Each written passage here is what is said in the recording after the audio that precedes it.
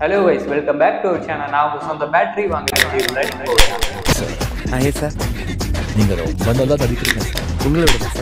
ஒரு ஊர்ல ஒரு பணக்காரன் இருக்கு. அவனுக்கு நல்ல வயசாகி அவன் இறந்து போற சூழ்நிலை வருது. அப்போ அவன் இறந்து போறான். அவனுக்கு சொத்து எல்லாமே 3 பசங்க இருந்தாங்க. 3 பசங்களும் அந்த சொத்தை எடுத்துட்டாங்க.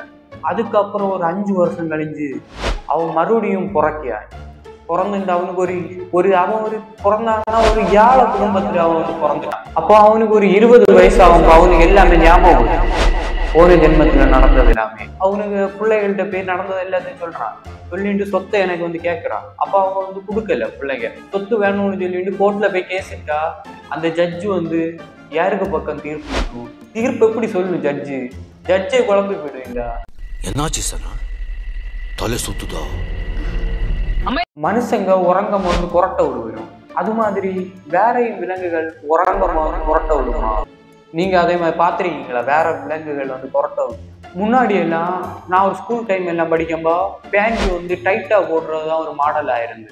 அப்போ இந்த லூஸா உள்ள பேண்ட் எல்லாம் பார்க்கும்போது ஒரு காமெடி ஆயிருக்கும். அதை நான் பார்க்க முடியல. அந்த லூஸா ஏறிய அந்த பேண்ட் எல்லாம் பார்க்க முடியல.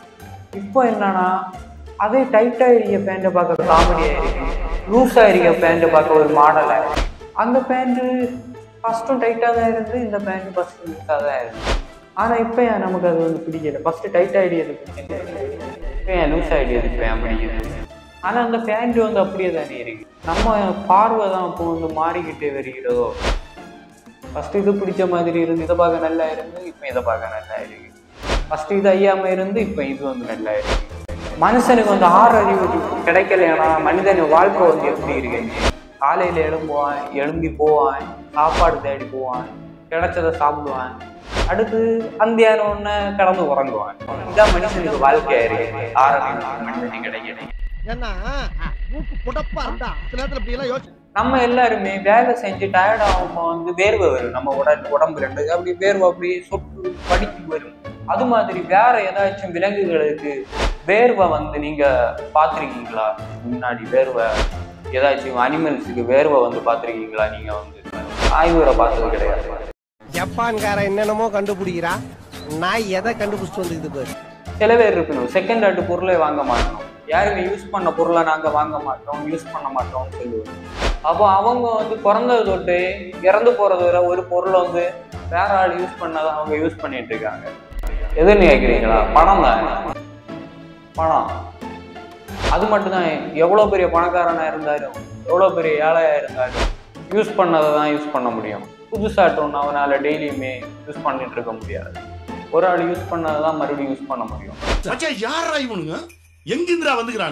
பசின்னு ஒண்ணு இந்த உலகத்திலே இல்லைன்னா எப்படி இருந்திருக்கும்? கொஞ்சம் நினைச்சு பாருங்க. இந்த காரி மூஞ்ச கதையெல்லாம் ஒரு காவிய கதை மாதிரி இங்க சொல்லி அங்க டைமை வேஸ்ட் பண்ணுகிற போட மரியாதையா.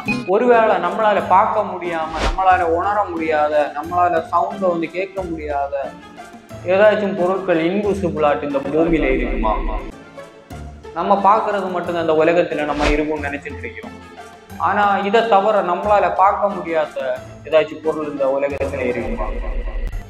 இன்விசிபிளாட்டு நம்ம கண்ணில் காணாத பேய்கள் ஆவிகள் இல்லை, அப்படி வரல, வேற இதுவரை யாருமே பார்க்காத மாதிரி பூமியில இருக்கும். ஒரு வேளை நம்ம பார்க்கறது தான் இந்த உலகத்துல இருக்கும்னு தெரியாது. வேற இருக்குல்ல நிறைய பொருட்கள்.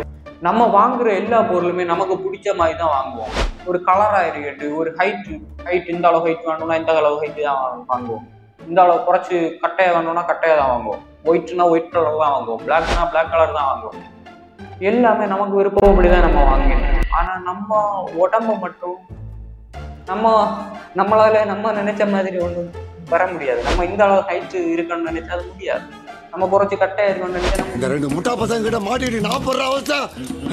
இத்துடன் இந்த வீடியோவை நம்ம முடித்துக் கொள்கிறோம். உங்களிடம் விடை பெறுவது நான் உங்க பேட்டரி.